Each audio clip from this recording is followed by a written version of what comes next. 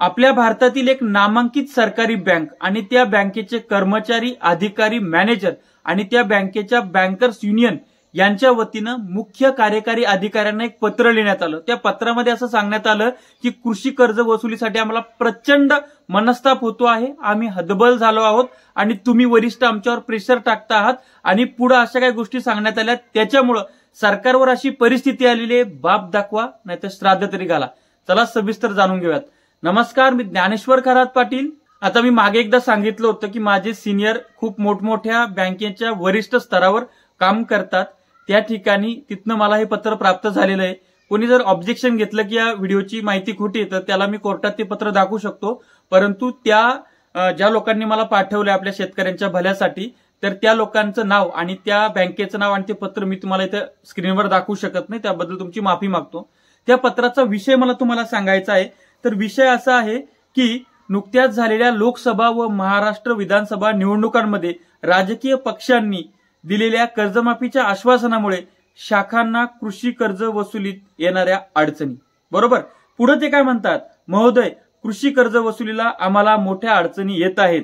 गेल्या वर्षात जून 2024 मध्ये लोकसभेची निवडणूक संपन्न झाली, त्याचबरोबर महाराष्ट्रामध्ये नोव्हेंबर 2024 ला विधानसभा निवडणूक संपन्न झाली। या दोनही निवडणुकीमध्ये महाराष्ट्र निवडणुकीत मोफत प्रचार मोहीम झाल्या।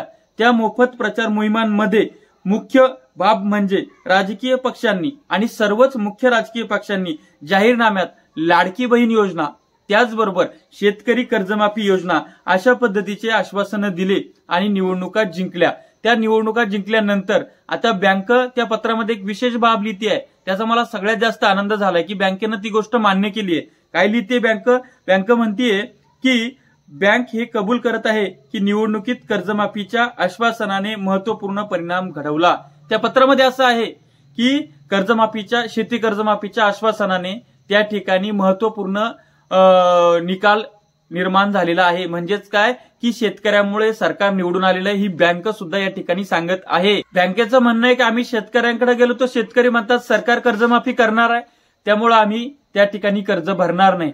त्यामुळे बँका त्या ठिकाणी आर्थिक विवंचनेमध्ये सुद्धा यायची शक्यता आहे किंवा त्यांना रेकॉर्ड कंप्लीट करा अशा पद्धतीचं प्रेशर त्या कर्मचाऱ्यांना येतंय, त्या बिचाऱ्यांची याच्यामध्ये दमछाक होती आहे।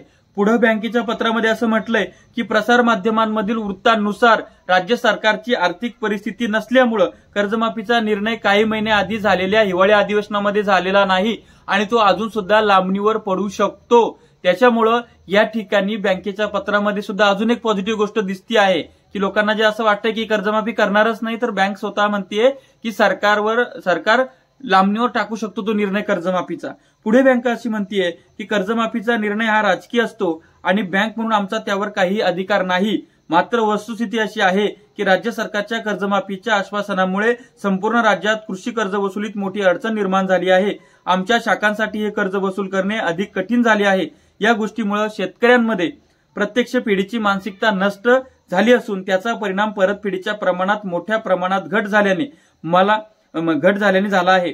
त्यामुळे नॉन परफॉर्मिंग मालमत्ता NPA आणि विशेष उल्लेख खाते SMA मोठ्या प्रमाणावर वाढली आहेत, ज्यामुळे आमच्या शाखांवर मोठा ताण निर्माण झाला आहे। आणि अशा पद्धतीचा आहे, खाली त्यांचा पत्ता वगैरे आणि फोन नंबर वगैरे ते सगळ्या गोष्टी दिलेल्या आहेत। अशा पद्धतीचं बँकांनी पत्र लिहून कळून दिलेलं आहे त्यांच्या वरिष्ठांना। आता त्यांचे वरिष्ठ बँका यांचं प्रेशर अर्थातच सरकारवर येणार आहे, कारण की त्याच्या बातम्या आता व्हायरल होणार आहेत आणि त्या बातम्या व्हायरल झाल्यानंतर सरकार आता नेमकं त्याच्यामध्ये काय तोडगा काढतं ते गरजेचं आहे। सरकारनं पहिलेच बोलायला पाहिजे नव्हतं, सरकार बोलल्यामुळं सरसकट शेतकरी कर्ज भरणार नाहीये, कारण की कर्ज भरणाऱ्यावर सुद्धा अन्याय होतो, त्याच्यामुळे तो कर्ज भरत नाहीये। सरकारनं काय तो तोडगा काढावा ही सरकारवर सगळं आलेलं आहे। हे मुख्यमंत्री देवेंद्र फडणवीस यांच्याकडनं शेतकऱ्यांना अपेक्षा आहे, त्यांच्या शब्दावर शेतकऱ्यांनी मतदान केलेलं आहे, त्यामुळे सरकारनं काय करायचं ते करावं आणि शेतकऱ्यांच्या फायनल शेवटची कर्जमाफी का होईना ही करावी आणि याच्यानंतर कायदा करावा। परंतु आता जो शेतकरी NPA मध्ये ओव्हरड्यू मध्ये त्या ठिकाणी OTS मध्ये अडकलेला आहे त्याला त्यातनं बाहेर काढा, त्याचं सिबिल खराब होतंय त्याला त्यातनं बाहेर काढा। आणि तुम्ही शब्द दिलाय म्हणून आम्ही मागतोय, तुम्ही शब्द दिला नसता आम्ही म्हटलं असतं आम्हाला कोणाला मतदान करायचं ते केलं असतं। आम्ही तुम्हाला मतदान केलंय, आम्ही तुम्हाला निवडून आणलंय आणि आमचा तुमच्यावर अधिकार आहे आणि तुम्ही दिलेला शब्द पाळलाच पाहिजे। अन्यथा आगडो मुसळल्याशिवाय राहणार नाही, याची दखल सरकारनं घ्यावी। शेती माती संस्कृतीसाठी प्रत्येक छोट्या छोट्या अपडेटसाठी चॅनल सबस्क्राईब करा, साईडला असलेलं बेल आयकॉन दाबा। तुर्तास थांबतो, आपली रजा घेतो। आपला ज्ञानेश्वर करात पाटील, धन्यवाद।